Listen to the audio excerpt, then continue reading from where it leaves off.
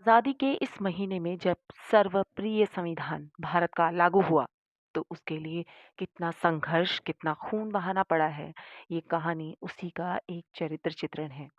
नमस्कार सभी श्रोताओं और दर्शकों को।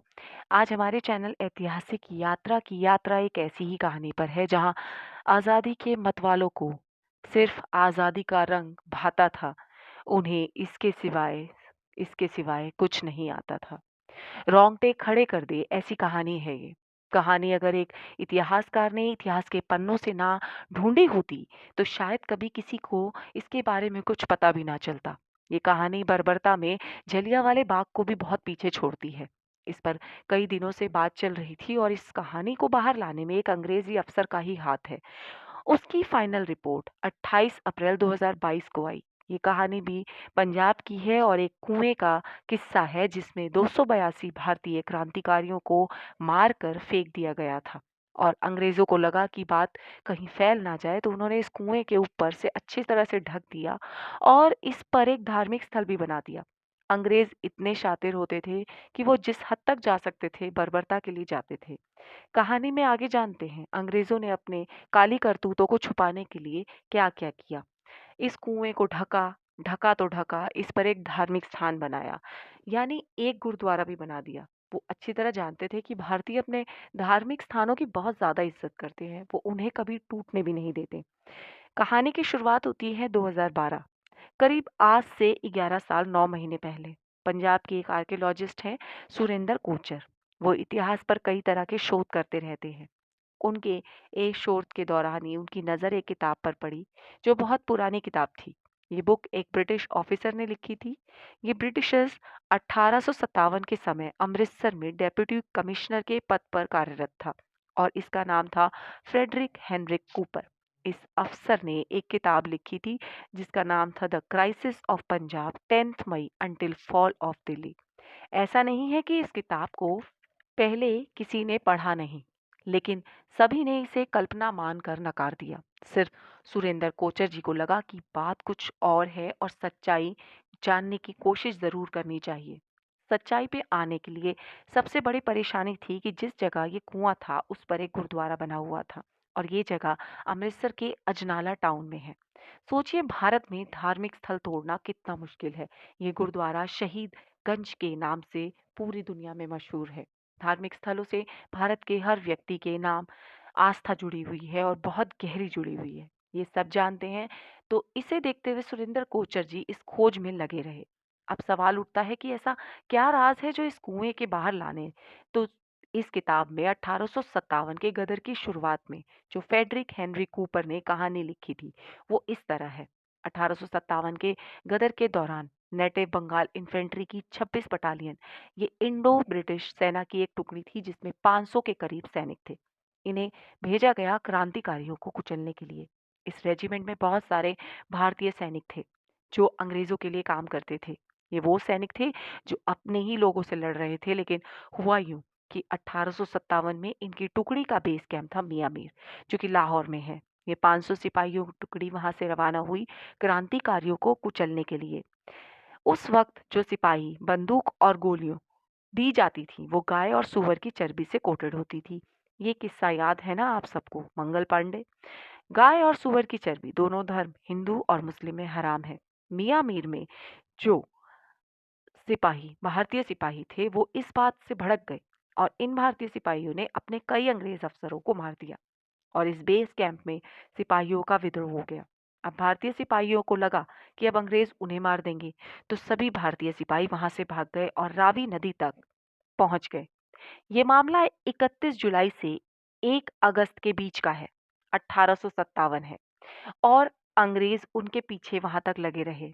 फिर अंग्रेजों को पता चला कि ये लोग पंजाब की तरफ भाग रहे हैं। उन भारतीयों में से 228 सिपाहियों को अंग्रेजों ने गोली मार दी थी और बचे हुए 282 सिपाहियों को पंजाब के पास गिरफ्तार कर लिया था और इनको पंजाब के पास अजनाला में लाया गया और इन सबको एक लाइन में खड़ा किया गया और 237 सिपाहियों को बहुत करीब से गोली मारकर हत्या कर दी गई। बाकी बचे भारतीय सिपाहियों को अजनाला में एक कुआं था, जहां इनको जिंदा ही डाल दिया गया। और जिन 237 को गोली मारी गई, उन्हें भी उनके साथ इसी कुएं में दफन कर दिया गया। जो दिल जिंदा थे, वो भी कुएं में तड़प तड़प कर मर गए। अंग्रेजों ने इस कुएं को ऊपर से पूरी तरह कवर कर दिया, क्योंकि उन्हें डर था कि ये बात अगर बाहर आ गई, अंग्रेजों के लिए जो लोगों के अंदर कूट कूट के भरा हुआ गुस्सा है वो और ज्यादा भड़केगा, जिससे कि उन्हें मारने के लिए लोग और ज्यादा बाहर आएंगे। दूसरा, अंग्रेजों की धर्म भ्रष्ट करने वाली बात भी बाहर आ जाएगी। इतनी तादाद में लोगों का खून बहा देना, ये घटना जलियांवाला बाग से बहुत पहले हुई है। सोचिए, जलियांवाला बाग में सिर्फ 120 लोगों की शहादत थी, वो गवाह बना, लेकिन ये कुआं 282 भारतीय सिपाहियों की शहादत का गवाह है। अंग्रेजों ने अपना शातिर दिमाग दौड़ाया, क्योंकि वो जानते थे कि इस राज को बाहर आने पर उनकी कितनी ज्यादा फजीयत होगी, और हो सकता है कि इस देश से उनका पत्ता भी बहुत जल्दी साफ हो जाए। यहाँ एक अच्छा सा गुरुद्वारा उन्होंने बना दिया। लोग हमेशा भक्ति में लीन रहेंगे, कोई इसका सच जानने की कोई कोशिश नहीं करेगा। बात तो आई गई हो गई उस दौर में, क्योंकि वो अंग्रेजों का दौर था। लेकिन 1857 की क्रांति के कूपर ने ये किताब लिख दी, और ये किताब सुरेंद्र कोचर को मिल गई। सुरेंद्र अच्छी तरह जानते थे कि धार्मिक स्थल का मामला बेहद गंभीर होता है। पूरी तरह से पुख्ता हुए बिना सुरेंद्र इसमें हाथ नहीं डाल सकते थे। जब वो पुख्ता हो गए और कंप्लीट भरोसे में ले लिया अपने आप को भी कि ये सच है, उन्होंने सरकार से बात की। राज्य और केंद्र सरकार के सामने अपनी बात पूरी तरह रखी। इस कुएं का नाम कलियां वाला खूह है। खूह का मतलब पंजाब में कुआं होता है। इन्होंने कहा कि उनके पास पुख्ता सबूत है और पूरा सच है कि ये क्रांतिकारियों से भरा हुआ कुआं है और इससे बाहर आना चाहिए। दुनिया को उन क्रांतिकारियों के बारे में पता चलना चाहिए। अगला स्टेप था गुरुद्वारा प्रबंधक कमेटी को मनाना। क्योंकि धार्मिक मामला है, सुरेंद्र कोचर जी सरकारी लोगों के साथ गुरुद्वारा प्रबंधक कमेटी से मिलने गए। उन्होंने उन्हें बताया, गुरुद्वारे के नीचे हमारे क्रांतिकारी भाई कुएं में मौजूद, उनका राज दुनिया को पता चले, इसके लिए हमें यहाँ से गुरुद्वारा हटाना होगा और कुएं को खोद कर उस राज को बाहर लाना होगा। उनको उनका हक मिलना चाहिए। बात अपनों की थी और अपनों के लिए थी। गुरुद्वारा कमेटी के जो अध्यक्ष थे वो मान गए, लेकिन उन्होंने ये शर्त रखी कि पहले ही गुरुद्वारा कहीं और शिफ्ट हो जाए। 28 फरवरी 2014 को गुरुद्वारे को शिफ्ट करने का काम शुरू हो गया, और फिर कलियां वाला खूह की खुदाई का काम शुरू हुआ। सच में जब खुदाई पूरी हुई तो वो कुआं सामने था। जब उसका मुंह खोला गया तब 165 साल पुराना सच सामने आया। इस कुएं से 246 नरकंकाल मिले। 1810 से लेकर 1830 तक भारत में बने सिक्के, आभूषण, सिपाहियों की वर्दियों पे लगे जाने वाले अलग-अलग मेडल, उनकी निशानियां उस दौर में चलते थे, वो सब बरामद हुआ। मतलब किताब में लिखी हुई हर एक बात सच थी। लेकिन ठहरिए, पूरे विश्व में पहले तो इतनी बड़ी तादाद में नरकंकाल किसी एक जगह से कभी बरामद नहीं हुए। दूसरा, सभी नरकंकालों पर शोध शुरू हुआ। पंजाब से लेकर बीएचयू तक के आर्कियोलॉजिस्ट इस काम के लग गए। तो अब बात थी, कुछ का कहना था कि ये कंकाल 1857 के नहीं है, 1947 के आजादी के दंगों के दौर के हैं। इस मामले पर भी जांच चलती रही, लेकिन शोधकर्ता दो भागों में बटे हुए दिखाई देते रहे। अब इसके सैंपल्स को भारत से बाहर भेजा गया।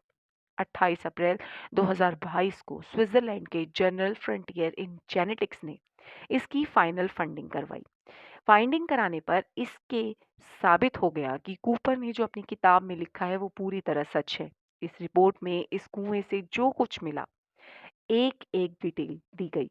इनका डीएनए भी 1857 के दौर के लोगों से ही मैच किया। लेकिन डीएनए के अलावा इन सैंपल्स का एक और परीक्षण किया गया था, जो आइसोटॉप एनालिसिस के नाम से जाना जाता है। डीएनए से तो आपकी फैमिली ट्री के बारे में पता चलता है, लेकिन आइसोटॉप से आपकी आदत, खाने पीने की हैबिट्स, रहने सहन की, जिंदगी जीने की शैली, सब कुछ निकल कर सामने आ जाती है। और ये आइसोटॉप उन कंकालों के दांतों से किया गया। दुनिया भर में ऐसा कोई नरसंहार नहीं है जिसमें 642 दांत सही हालत में मिले हों। एक वयस्क में 32 दांत होते हैं। इस परीक्षण को पूरी तरह से ये बात पुख्ता हो गई कि ये 1947 नहीं, 1857 के ही कंकाल थे। और इस आइसोटॉप से सारे परीक्षण के हिसाब से मारे गए लोग यूपी, बिहार और बंगाल के पाए गए। ये सभी 1857 के शहीद थे, जो 165 साल तक कुएं में गुमनामों की शहादत भुगतते रहे। बहुत दुःख होता है ये सब जानने के बाद। एक किताब, एक इतिहासकार और एक कुएँ का राज़ ना खुलता अगर कभी कुछ ना पता चलता। उन्होंने शहीदों को अपनी सही जगह दिलवाई। इतने साल आज़ादी देखने के बाद भी जब ऐसी कहानियाँ सामने आती हैं तो गुस्सा उन अंग्रेज़ों के लिए फिर दिलो-दिमाग में भर जाता है। क्या गुनाह था हमारे उन लोगों का या उन सिपाहियों का? वो सिर्फ़ अपने मुल्क से प्यार करते थे।